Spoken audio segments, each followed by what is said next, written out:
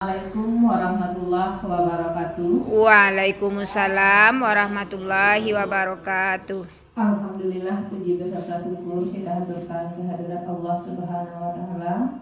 Pada siang hari ini kita masih diberi hidayah kesehatan, kesempatan untuk dapat melaksanakan rencana kita pada hari ini, yaitu diseminasi dari calon guru penggerak di SDN 13 Sumani tentang budaya positif.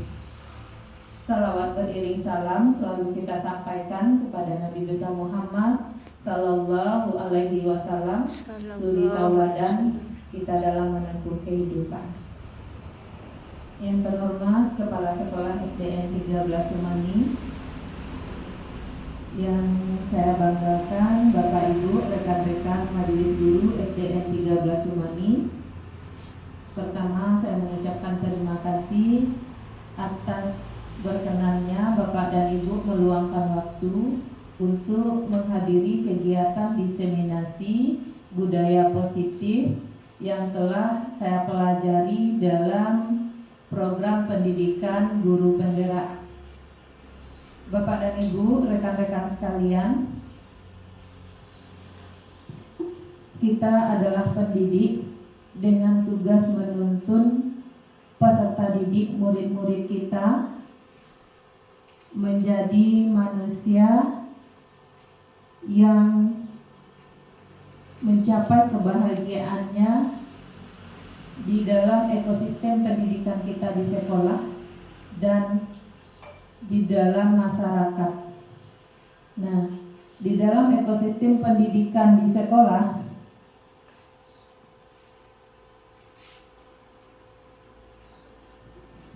kita diharapkan untuk dapat menciptakan lingkungan positif. Nah, lingkungan positif itu akan dapat tercipta jika lahirnya pembiasaan-pembiasaan yang akan menjadi budaya positif di sekolah kita.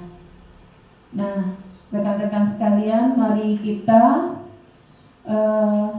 melihat tujuan dari kegiatan kita, yaitu penerapan konsep inti dari modul budaya positif dan konsep-konsep budaya positif. Kita akan lihat apa saja konsep dari budaya positif. Namun sebelum kita masuk kepada materi, sejenak mungkin kita mengendorkan saraf kita dengan melakukan sedikit stretching pengendoran.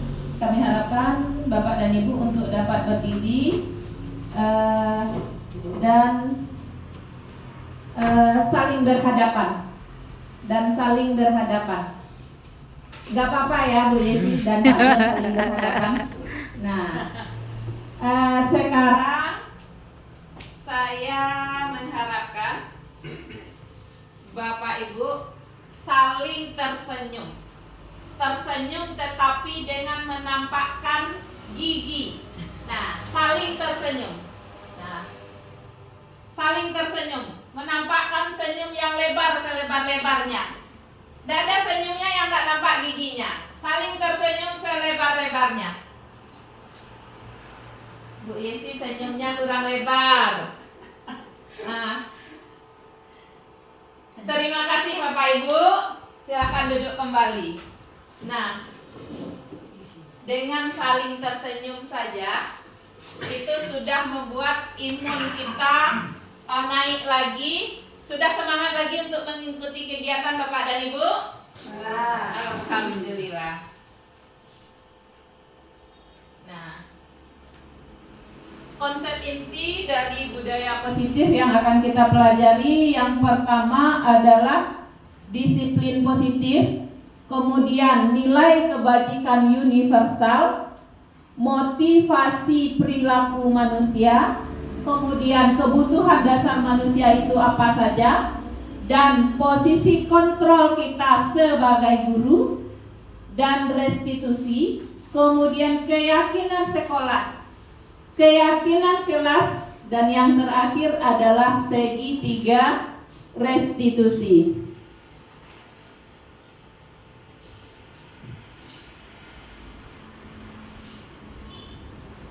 Nah, apa yang dimaksud dengan disiplin positif? Nah, Bapak Ibu, disiplin itu berasal dari kata disiplina yang artinya belajar.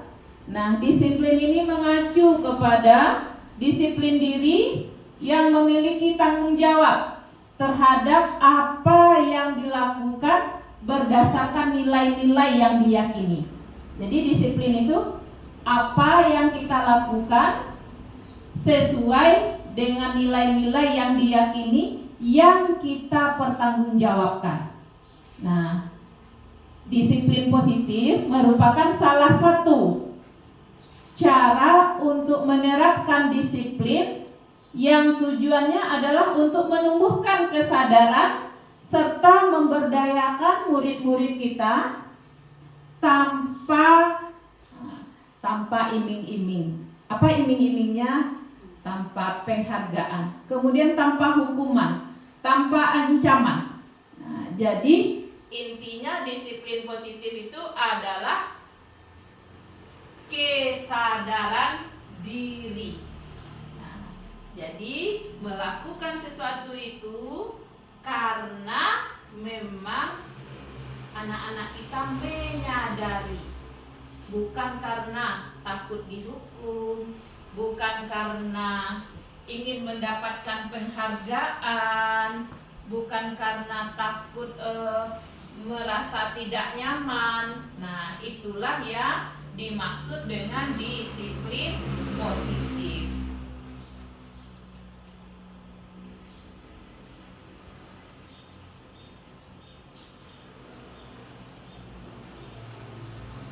Nah, Ki Hajar Dewantara menyatakan bahwa di mana ada kemerdekaan, disitulah harus ada disiplin yang kuat.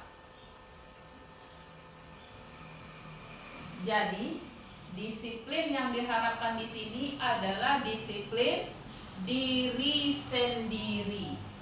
Nah, apakah kita menunggu disiplinkan oleh orang lain? Nah, di dalam suasana yang merdeka, kita harus bisa mendisiplinkan diri kita sendiri. Nah, apa tujuannya disiplin positif ini dilaksanakan? Mengapa sekarang disiplin menjadi disiplin positif lagi? Tujuannya adalah agar siswa-siswa kita memiliki disiplin diri, sehingga mereka berperilaku mengacu kepada nilai-nilai kebajikan universal. Nah, di sekolah nilai-nilai kebajikan universal apa yang kita utamakan? Masih ingat kurikulum merdeka? Apa nilai kebajikan?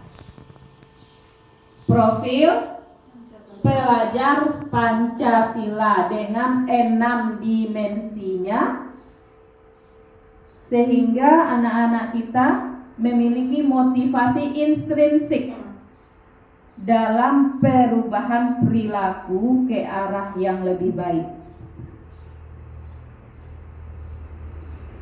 Nah, apa nilai-nilai kebajikan universal?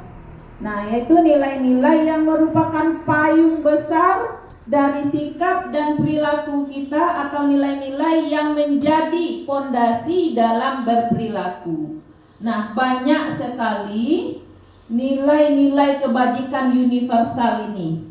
Nah, berbagai institusi mempunyai nilai-nilai kebajikan. Nah, di sekolah kita juga mempunyai nilai-nilai kebajikan, yaitu nilai-nilai kebajikan yang sesuai dengan profil pelajar Pancasila dengan 6 dimensinya. Coba Pak Jan masih ingat salah satu dari 6 dimensi profil pelajar Pancasila?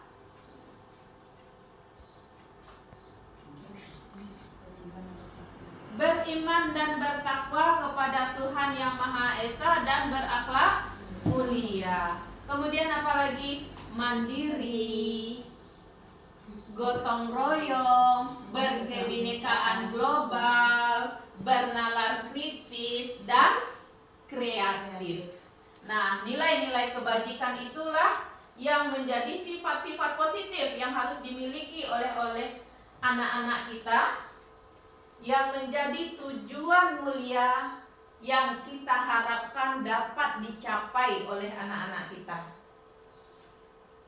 Nah, ini contoh dari nilai-nilai kebajikan dari masing-masing institusi kah itu, badan kah itu. Nah, ini contohnya. Kemudian kita masuk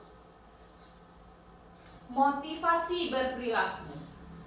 Ada 3 motivasi berperilaku manusia menurut Dian Gosen. Nah, 3 motivasi manusia dalam berperilaku. Ada motivasi yang berasal dari luar diri dan ada motivasi yang berasal dari dalam diri.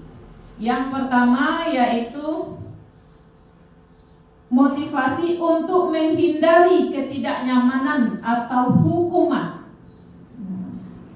Ini yang menjadi dasar atau motivasi perilaku yang lahir, yaitu untuk menghindari ketidaknyamanan atau hukuman. Contohnya apa? Disiplin datang ke sekolah. Saya harus datang ke sekolah tepat waktu. Kalau saya tidak datang tepat waktu ke sekolah, saya merasa tidak nyaman. Nanti saya akan ditegur oleh ibu guru. Kemudian hukuman. Kalau saya terlambat datang ke sekolah, nanti saya akan dihukum oleh ibu guru untuk memilih sampah yang berada di lingkungan sekolah. Nah, ini dia datang tepat waktu untuk menghindari ketidaknyamanan atau hukuman. Nah, kemudian yang kedua, apa lagi motivasi perilaku yang kedua? Untuk mendapatkan imbalan atau penghargaan dari orang lain. Contohnya apa? Saya akan datang tepat waktu setiap hari ke sekolah karena saya ingin nanti di akhir tahun menjadi murid yang paling disiplin, karena guru akan memilih murid yang paling disiplin dengan indikatornya murid yang selalu datang tepat waktu atau lebih awal ke sekolah. Jadi orientasinya datang ke sekolah tepat waktu atau datang lebih awal adalah untuk mendapatkan imbalan atau penghargaan dari orang lain. Oh, saya ingin nanti kalau saya selalu datang tepat waktu, ibu guru akan sayang kepada saya, ibu guru akan memuji saya. Hebat ya, Joni selalu datang tepat waktu ke sekolah. Nah, jadi ini adalah orientasinya yang kedua, untuk mendapatkan imbalan atau penghargaan dari orang lain. Nah, apa motivasi perilaku yang ketiga? Untuk menjadi orang yang mereka inginkan dan menghargai diri sendiri dengan nilai-nilai yang mereka percaya. Nah, yang ketiga ini bagaimana? Menjadi orang yang mereka inginkan dan menghargai diri sendiri dengan nilai-nilai yang mereka percaya. Saya datang tepat waktu ke sekolah karena saya bertanggung jawab kepada diri saya sendiri bahwasannya jam pembelajaran di sekolah adalah jam 7. Saya harus hadir di sekolah sebelum jam 7 agar saya dapat belajar dengan nyaman di sekolah dan tidak terburu-buru datang ke sekolah, dan saya sangat menghargai waktu. Ini adalah motivasi yang ketiga, yaitu untuk menjadi orang yang mereka inginkan dan menghargai diri sendiri dengan nilai-nilai yang mereka percaya. Dia punya nilai dan dia ingin menunjukkan nilainya. ingin menunjukkan eksistensi dirinya sebagai orang yang menghargai diri sendiri sesuai dengan nilai-nilai yang diyakininya. Nah, inilah 3 motivasi berperilaku. Nah, mana yang masuk motivasi yang berasal dari luar diri? Motivasi yang nomor berapa, Bapak Ibu? Motivasi 1 dan 2, yaitu motivasi ekstrinsik. Dan yang mana yang berasal dari dalam diri? Motivasi yang ketiga. Nah, motivasi mana yang diharapkan kita lakukan, kita miliki? Motivasi intrinsik, yaitu yang berasal dari dalam diri kita sendiri. Nah, Bapak Ibu, itulah tugas kita sebagai guru, bagaimana anak-anak kita memiliki motivasi berperilaku. Ini adalah motivasi yang lahir dari dalam diri sendiri. Dan sekarang kita tidak diharapkan lagi motivasi itu yang nomor 1 dan 2, yaitu untuk menghindari ketidaknyamanan, untuk menghindari hukuman, atau untuk mengharapkan mendapatkan imbalan atau penghargaan. Nah, kemudian motivasi perilaku ini juga ada 3. Yang pertama adalah hukuman. Yang kedua konsekuensi. Yang ketiga restitusi. Hukuman ini sifatnya apa ya Bapak Ibu? Positif atau negatif? Negatif. Restitusi positif. Konsekuensi positif.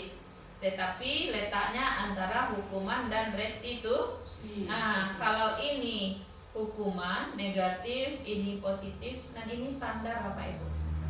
Nah, standar konsekuensi.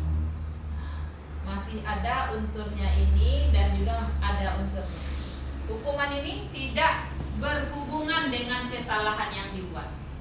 Bersifat satu arah. Siapa yang memberi hukuman? Apakah ada murid yang memberi hukuman kepada guru? Tidak. Biasanya guru yang memberikan hukuman kepada murid. Bentuk hukumannya bisa fisik dan bisa psikis murid kita. Contohnya apa? Anak kita yang terlambat tadi. Kita buka. Ayo, siapa yang terlambat silahkan berdiri di depan ibu. Ibu catat dalam buku ketidakdisiplinan siswa.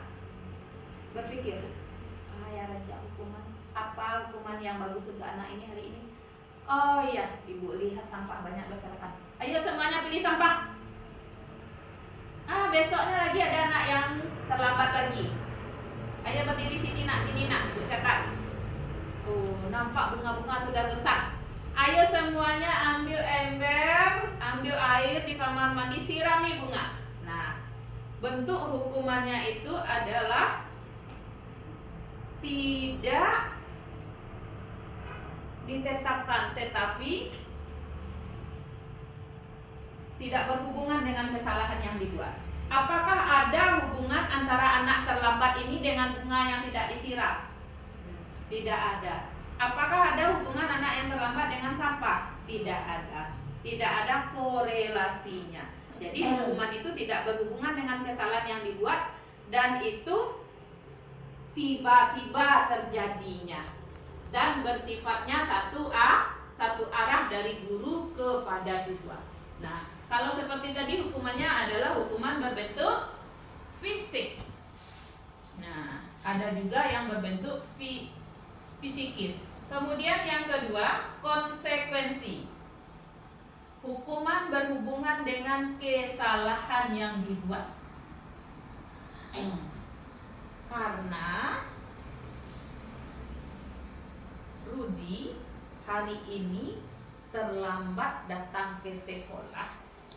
Nah, sekarang Rudi duduk di bangku Muna, keluarkan kertas dan pensil. Kamu menulis sebanyak 1 lembar bukumu. Saya tidak akan datang terlambat lagi ke sekolah. Saya tidak akan terlambat lagi. Nah, kamu buat janji. Buat tulisan Sampai selesai baru nanti kamu boleh ikut belajar. Tetapi itu sudah disepakati. Nanti anak-anak siapa yang tidak yang terlambat datang ke sekolah, apa hukumannya yang akan kita berikan? Nah, ibu akan memberikan hukumannya, yaitu menulis 1 lembar buku. Saya tidak akan terlambat lagi. Saya tidak akan terlambat lagi. Jadi janji itu kamu tulis di dalam buku agar kamu ingat selalu. Pernah melakukan itu Bapak Ibu? Hah? Pernah. Kalau yang tidak pernah, alhamdulillah.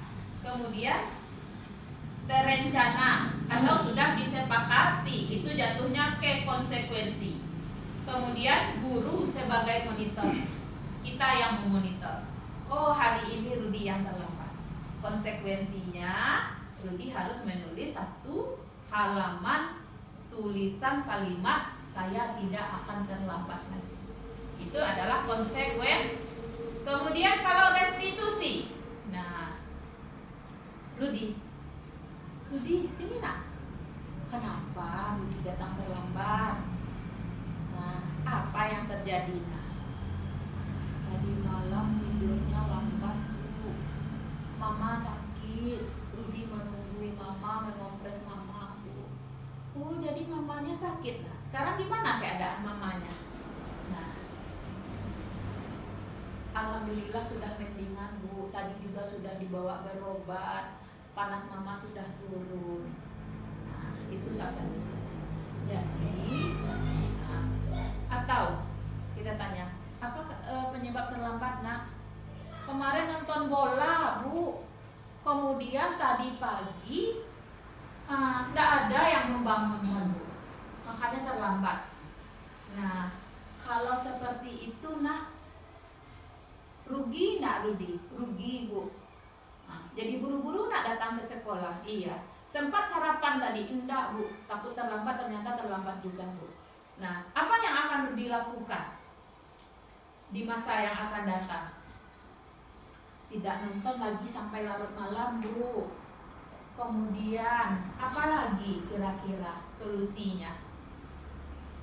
Kalau memang juga ada nonton Bu karena suka bola Bu, minta dibangunkan sama mama, bilang sama mama atau nenek yang ada di rumah agar dibangunkan pagi. Ada punya HP? Ada Bu. Iya Bu, Rudi akan pasang alarm nanti Bu biar bangunnya cepat. Nah, jadi terjadi proses dialog dengan murid untuk menyelesaikan masalah yang terjadi. Nah, kalau seperti itu guru menyelesaikan masalah yang terjadi dengan murid, muncul nggak ini motivasi intrinsik dalam berperilaku? Ya. Muncul nggak Bapak Ibu? Ya. Jadi yang kita harapkan adalah restitusi. Mari kita mulai berubah yang biasanya hukuman menjadi konsekuensi, dan konsekuensi ini pada akhirnya menjadi restitusi dan tidak ada lagi hukuman dan konsekuensi. Nah, jadi mari kita sama-sama berubah dari hukuman nanti akan menjadi restitusi. Nah, lanjut kita sesuatu yang dilakukan, penyimpangan, ketidaknyamanan yang dilakukan oleh anak-anak kita itu, apa yang menyebabkannya Pak Ibu?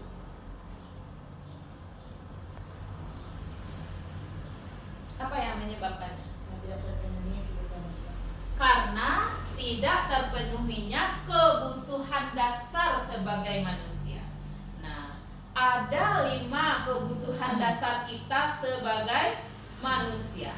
Yang pertama adalah kita butuh akan kasih sayang dan rasa diterima. Love and belonging. Nah, apakah benar kita butuh kasih sayang dan rasa diterima? Ya. Jika guru melaksanakan restitusi tadi, apakah terpenuhi kebutuhan dasarnya akan kasih sayang dari guru? Terpenuhi. Akan terpenuhi rasa diterimanya dari guru? Iya, benar. Kasih sayang dan rasa diterima ini adalah kebutuhan dasar manusia.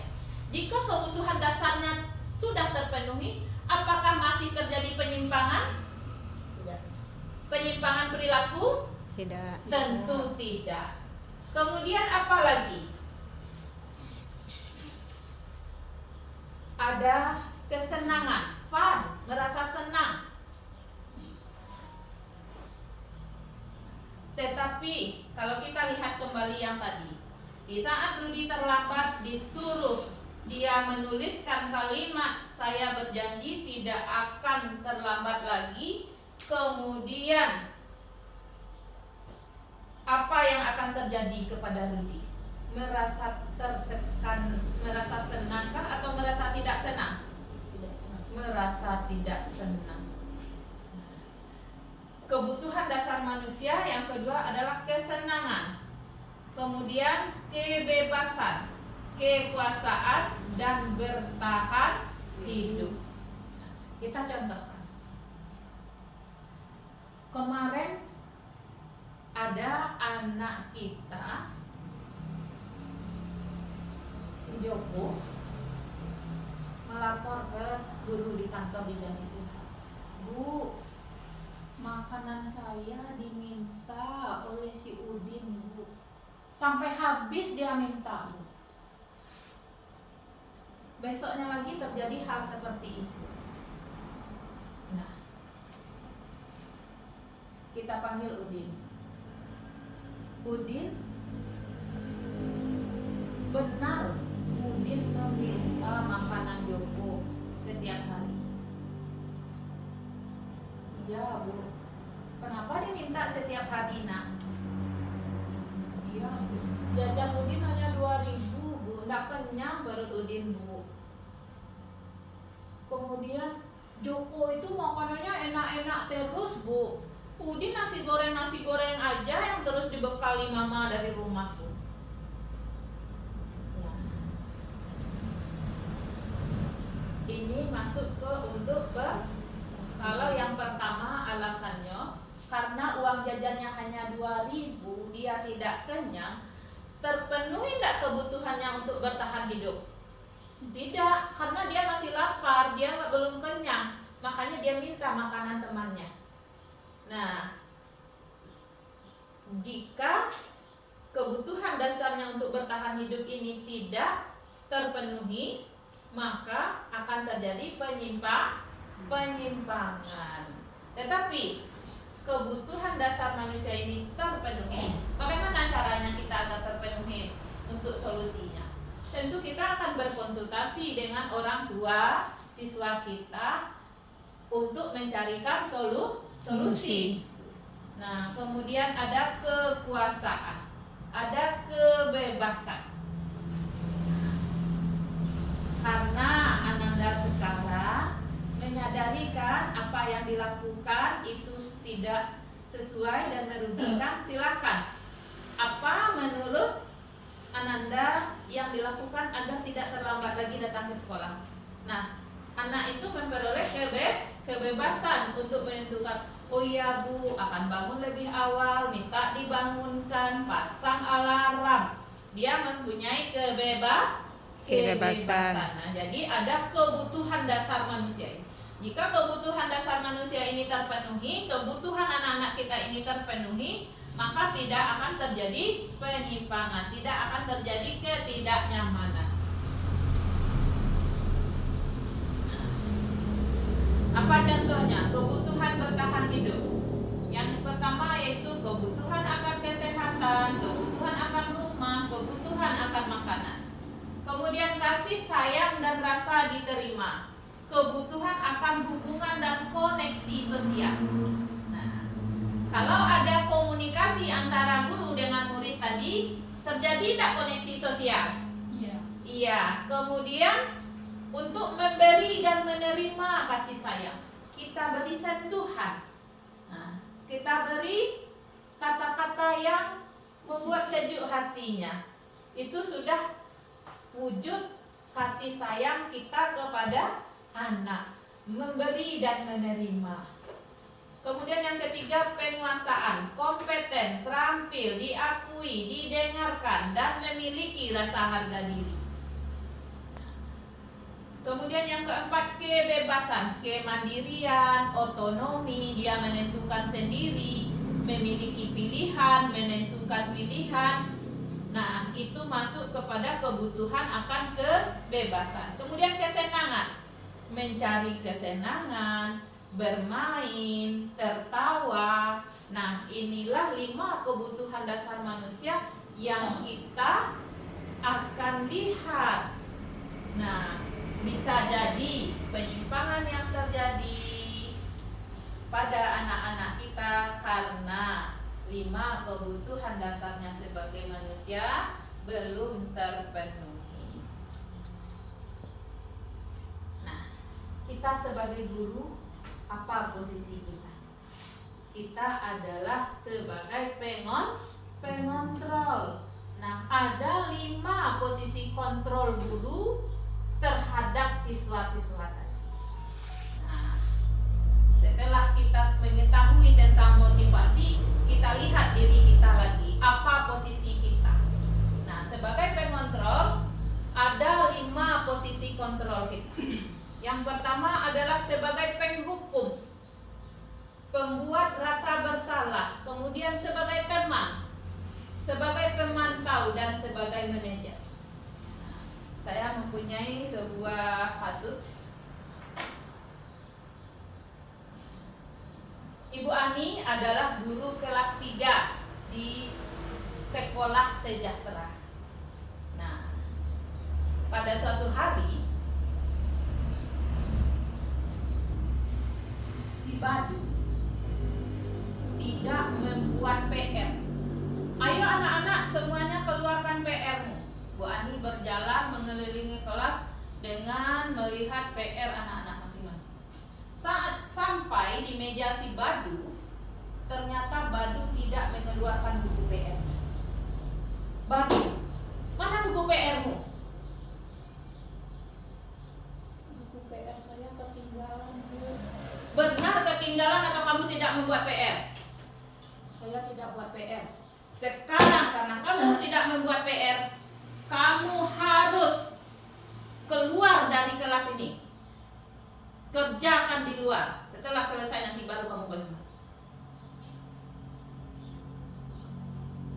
Nah, Bapak Ibu, berdasarkan ilustrasi tadi, kasus tadi, posisi kontrol Ibu Ani di antara yang 5 itu mana menurut Bapak Ibu? Sebagai apa posisi kontrol Bu Ani? Penghukum. Sebagai Penghukum. penghukum. Nah, Bu Dewi lain lagi. Bu Dewi adalah guru kelas 6. Bu Dewi adalah guru kelas 6. Nah, Bu Dewi melihat salah seorang siswanya, yaitu Joni, tidak memakai sepatu hitam. Tidak pakai sepatu hitam Joni ke sekolah. Bu Dewi memanggil Joni. Joni, kenapa sepatunya tidak hitam, nak? Joni tidak memakai sepatu hitam. Kalau Joni tidak memakai sepatu hitam,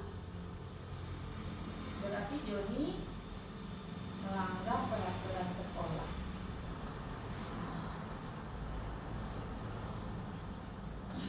Nah, kalau Joni tidak memakai sepatu hitam, berarti Joni nanti akan mendapat teguran dari guru. Mau kalau ditegur, nak? Sekarang Bu Dewi berfungsi sebagai apa? Apakah penghukum, pembuat rasa bersalah, teman, pemantau, atau manajer? Pembuat rasa bersalah. Nah, akan timbul rasa bersalah di dalam diri anak.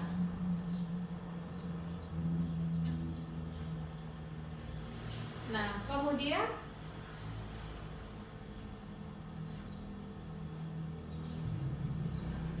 Ibu Yesi melihat seorang anak yang terlambat datang ke sekolah. Bu Esi memanggil, "Sini nak." "Iya Bu, terlambat tadi datang ke sekolah, datangnya ya nak." "Iya." "Kenapa terlambat nak?" "Nah, iya Bu, terlambat datang ke sekolah Bu. Ayah belum pulang Bu. Tidak ada yang jaga adik Bu. Nah, jadi nunggu ayah datang, ternyata ayah datangnya lambat." "Oh begitu." Nah, tidak bisa adiknya dititip ke tempat tante. "Oh iya lupa Bu, karena pintu tante masih tertutup tadi pagi, makanya nunggu ayah pulang saja." Oh ternyata Ananda ini mamanya sudah tidak ada. Ayahnya bekerja shift malam, harusnya pulangnya jam 7, nyampe di rumah jam 7:15, ban motornya bocor di jalan. Nah kemudian, oh iya, besok-besok ya, kalau mungkin ayah terlambat pulangnya, mungkin karena ada halangan atau kendala, jadi Ananda bisa nanti cari solusinya, titipkan adik atau bawa adiknya ke sekolah, nanti disuruh menunggu di luar. Nah, itu Bu Yesi berfungsi sebagai apa? Fungsi kontrol apa yang dilakukan oleh Bu Yesi? Teman. Sebagai teman atau sebagai manajer?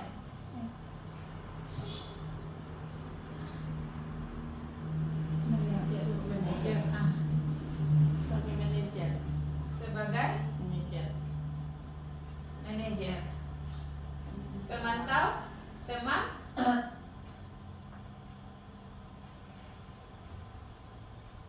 Sebagai apa? Pemantau.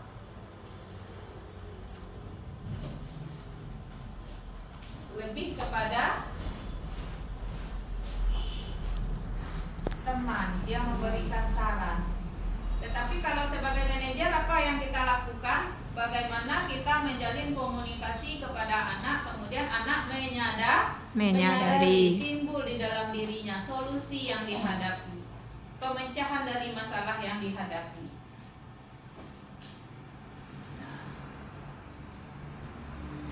Guru berbuat sesuatu bersama murid, mempersilahkan murid mempertanggungjawabkan perilakunya, mendukung murid untuk menemukan solusi dari permasalahannya sendiri, dan guru menerapkan restitusi menangani permasalahan murid tersebut, menggali apa penyebabnya, kemudian memvalidasi dan menanyakan keyakinan.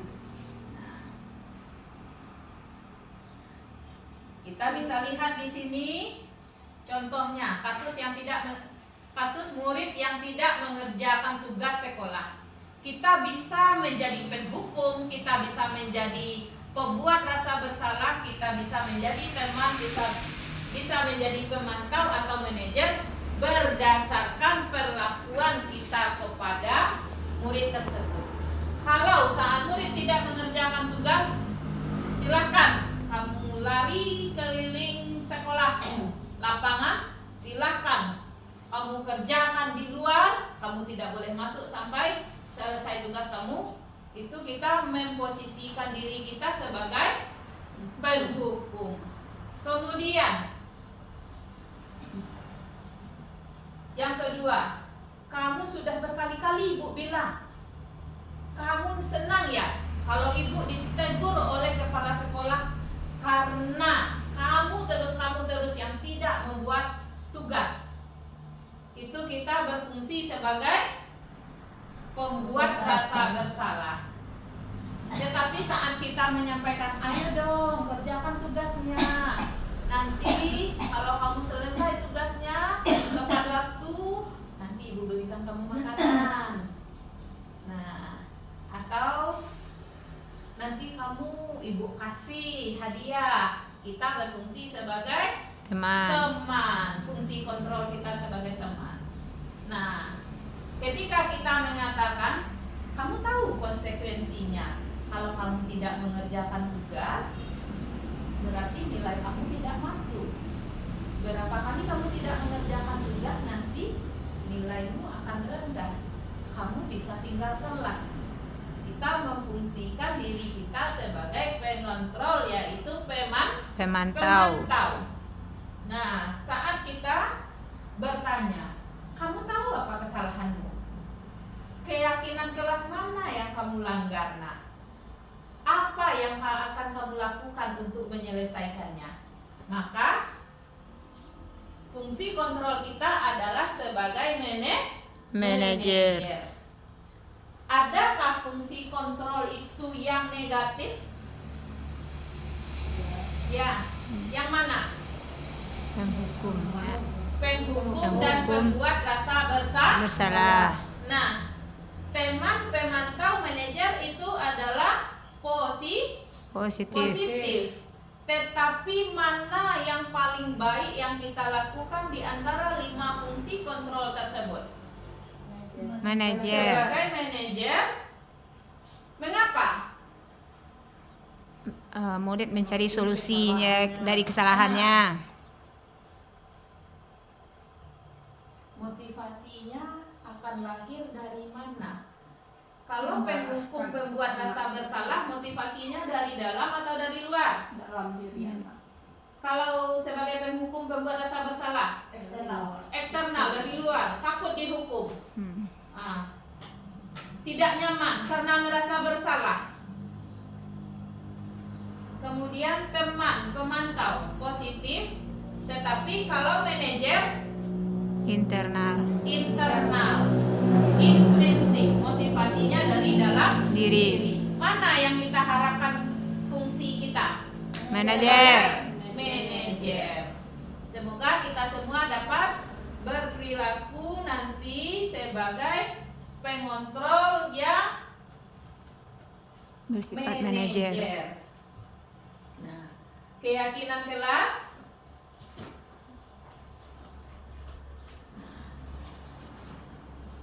Untuk dapat menerapkan semua itu, kita harus memiliki keyakinan. Keyakinan ini bisa keyakinan kelas dan juga bisa keyakinan sekolah. Nah, dari keyakinan kelas nanti kita dapat membuatnya menjadi keyakinan sekolah. Nah, keyakinan kelas adalah nilai-nilai kebajikan atau prinsip-prinsip universal yang disepakati bersama, lepas dari latar belakang suku, negara, bahasa, maupun agama.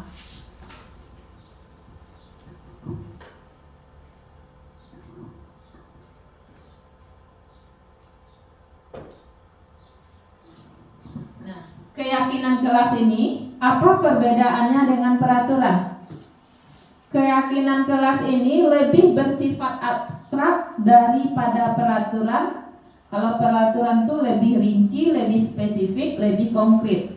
Kemudian, pernyataan keyakinan kelas dibuat dalam bentuk yang positif, mudah diingat dan dipahami oleh semua warga kelas atau warga sekolah, dan si pembuat keyakinan bersedia meninjau kembali keyakinan kelas itu dari waktu ke waktu. Nah, menurut Gosen ini, suatu keyakinan akan lebih memotivasi seseorang dari dalam atau motivasi secara intrinsik.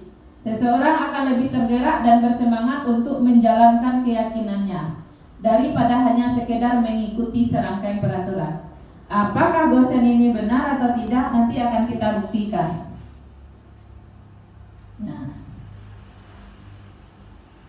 Bapak Ibu, yang namanya keyakinan itu bedanya dengan peraturan. Saya ingin Bapak Ibu menyampaikan sebuah peraturan di kelas Bapak Ibu.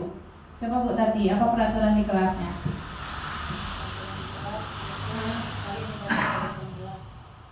Menjaga kebersihan kelas. Bu Yesi, apa peraturan kelasnya? Meminta izin ketika keluar kelas. Meminta izin ketika keluar kelas. Pak John, apa peraturan kelasnya? Buang sampah pada tempatnya. Hah? Buang sampah pada tempatnya, Bu. Membuang sampah pada tempatnya. Sudah mantap ibu-ibu semuanya. Tidak ada yang melahirkan kalimat negatif satupun. Nah, keyakinan kelas itu kita lihat lagi. Dibuat dalam bentuk positif. Bapak Ibu sudah memenuhinya. Pernyataan keyakinan kelas dibuat dalam bentuk positif. Kemudian Bu Tati mengatakan tadi saling menjaga kebersihan kelas. Bu Yesi meminta izin ketika keluar kelas. meminta izin ketika keluar kelas. Pak John buang sampah pada tempatnya. Nah, itu adalah sangat spesifik sekali. Bu Tati saling menghargai itu masuk kemana dia? Disiplinkah? Hormatkah? Nah, coba Ibu Disiplin. mereka masing-masing masuk kemana? Bu Yesi tadi Minta izin jika keluar kelas. apakah itu disiplin atau disiplin? Tadi Bu Tati disiplin. Nah, disiplin. Disiplinnya apa? Meminta izin ketika keluar Kelas. kelas. Kemudian saling menghargai.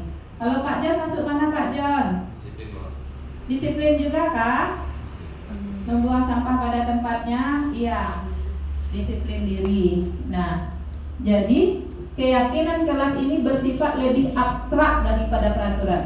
Nah, jadi yang kita buat adalah hormat. Nah, hormatnya itu apa? Disiplin. Disiplinnya itu apa? Nah, disiplin membuang sampah pada tempatnya, meminta izin ketika keluar kelas, saling menghargai. Nah, kemudian keyakinan kelas ini tidak boleh banyak. Hanya 3 sampai 7 saja. Kalau keyakinan kelas ini terlalu banyak, itu akan membuat susah untuk mengingatnya. Nah, keyakinan kelas yang disepakati bersama tersebut oleh warga kelaskah, oleh warga sekolahkah, itu nanti dipajang.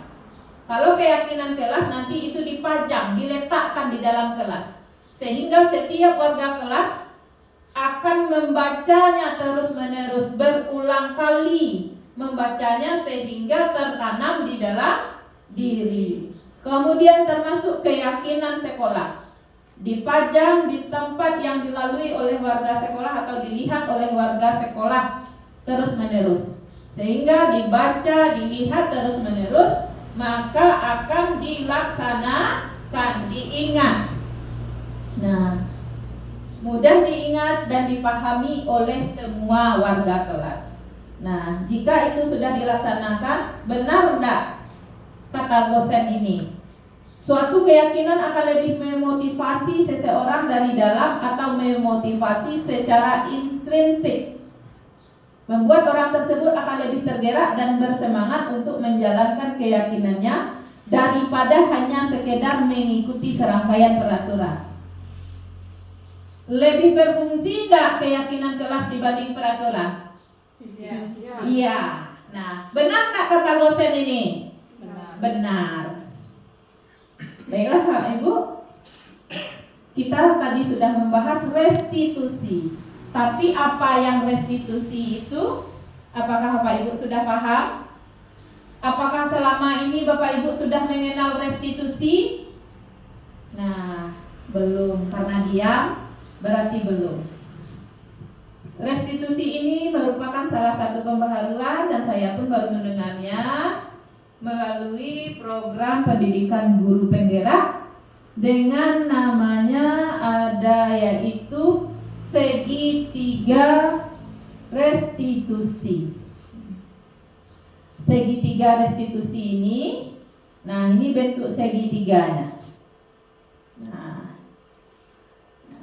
Apa segitiga restitusi ini? Yaitu proses untuk menciptakan kondisi murid untuk memperbaiki kesalahan mereka sehingga mereka bisa kembali pada kelompok mereka dengan karakter yang lebih kuat.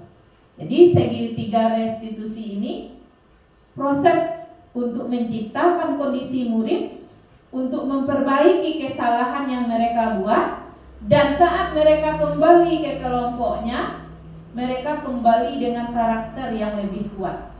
Jadi segitiga restitusi ini atau restitusi membantu murid menjadi lebih memiliki tujuan, disiplin positif, dan memulihkan dirinya setelah berbuat salah.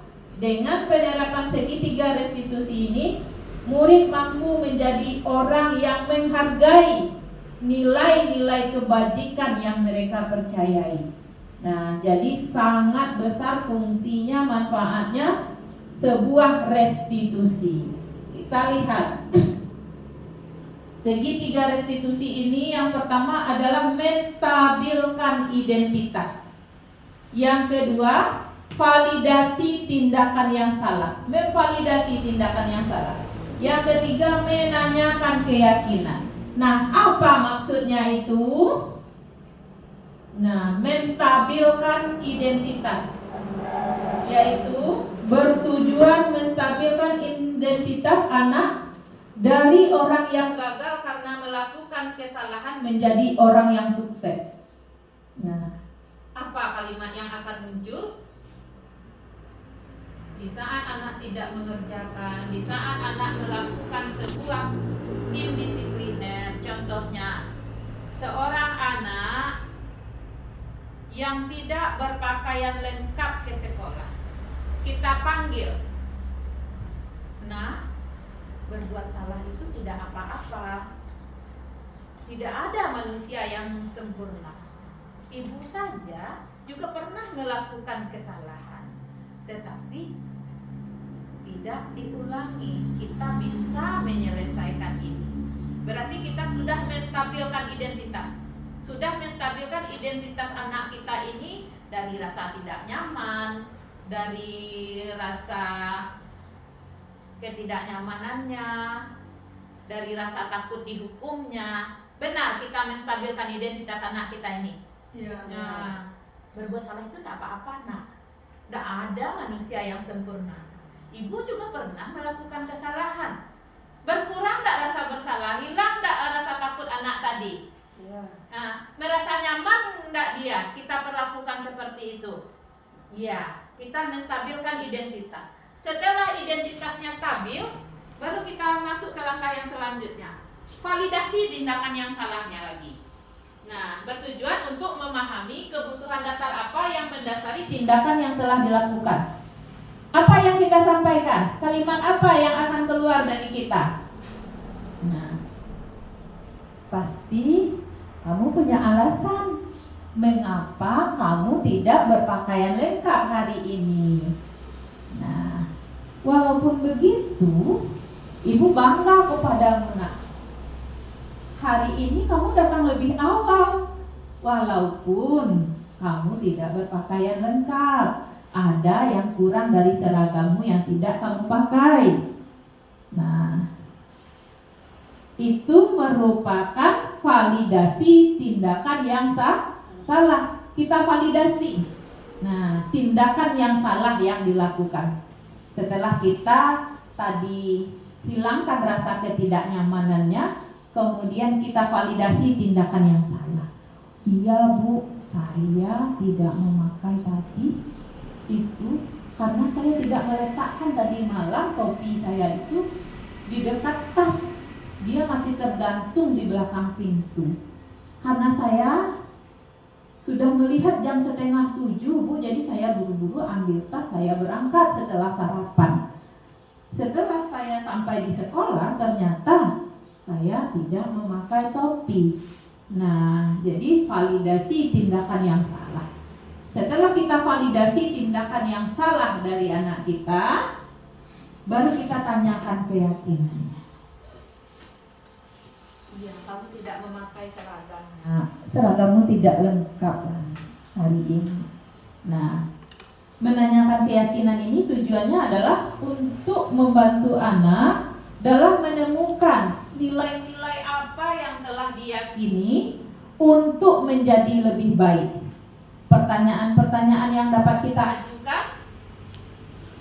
Nah, kamu masih ingat nak dengan keyakinan kelas kita? Masih Bu. Adakah keyakinan kelas yang kamu langgar atau adakah keyakinan kelas yang tidak kamu laksanakan? Iya Bu. Nah, kamu ingat keyakinan kelas kita? Iya. Ada keyakinan kelas yang tidak terlaksana? Iya. Nah, jadi apa yang akan kamu lakukan agar keyakinan kelas ini dapat kamu laksanakan? Iya Bu. Saya besok akan letakkan kopi di tas. Saya akan siapkan semua perlengkapan sekolah malam hari. Ya, benar. Dan Ibu harapkan kamu melaksanakan apa yang kamu sampaikan sehingga kamu menjalankan keyakinan kelas yang sudah kita sepakati. Baiklah Bapak dan Ibu, itulah tentang budaya positif dengan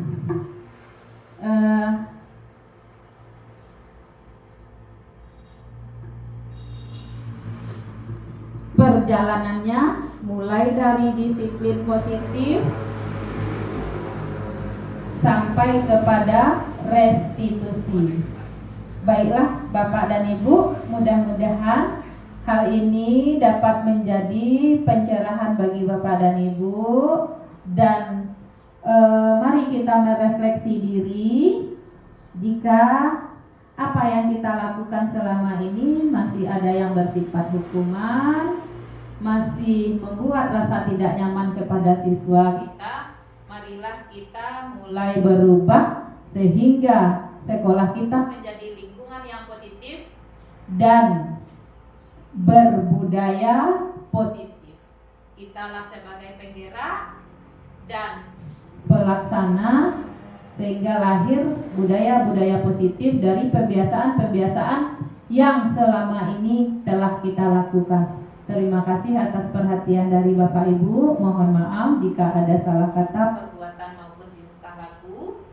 Wassalamualaikum warahmatullahi wabarakatuh. Waalaikumsalam warahmatullahi wabarakatuh.